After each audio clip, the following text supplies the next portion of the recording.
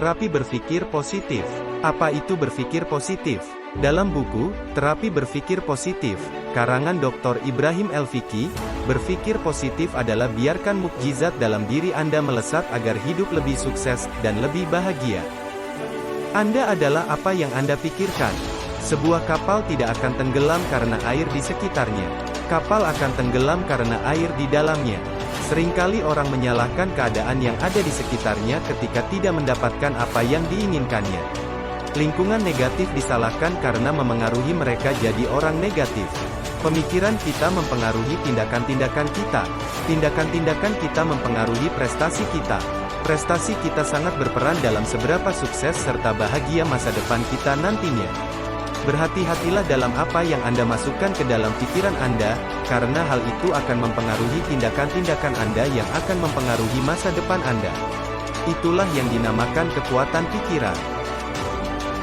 Berpikir itu sederhana dan hanya butuh waktu sekejap.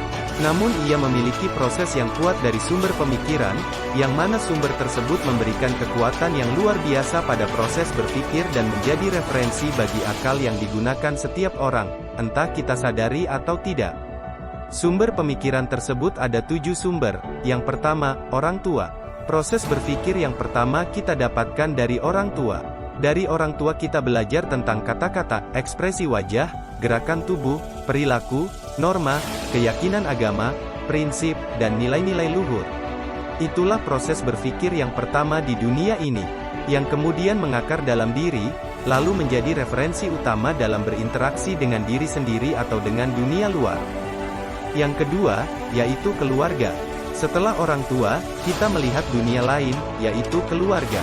Dari mereka akal menangkap informasi baru dan menggabungkannya dengan informasi yang telah ada. Dengan demikian, proses pembentukan pikiran semakin kuat. Selanjutnya yang ketiga, yaitu masyarakat. Masyarakat merupakan orang-orang yang berinteraksi dengan kita.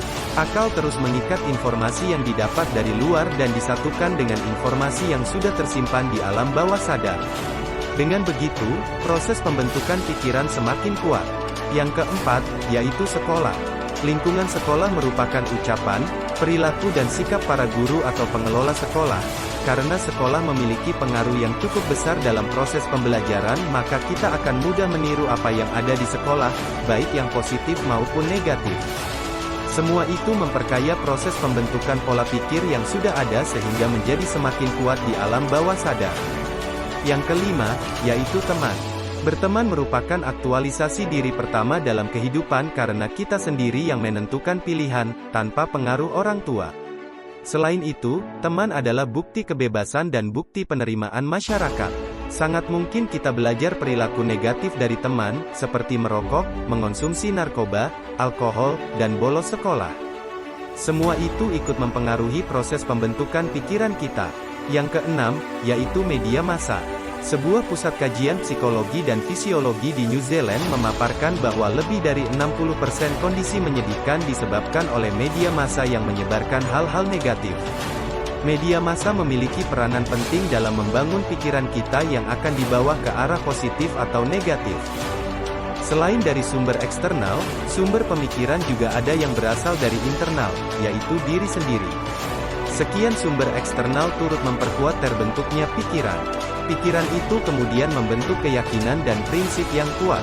Selanjutnya kita bisa menambahkan sikap baru itu dengan data-data sebelumnya sehingga proses pembentukan pikiran semakin kuat dan mendalam. Dengan demikian, kita mampu beradaptasi dalam menghadapi dunia luar. Kemampuan inilah yang menentukan kita sukses atau gagal dan bahagia atau sengsara seperti perkataan Socrates, dengan pikiran, seseorang bisa menjadikan dunianya berbunga-bunga atau berduri-duri. Maka dari itu, hati-hati dengan pemikiran Anda. Meski tampak lemah dan sederhana, pikiran itu jauh lebih kuat dan mendalam dari apa yang kita bayangkan.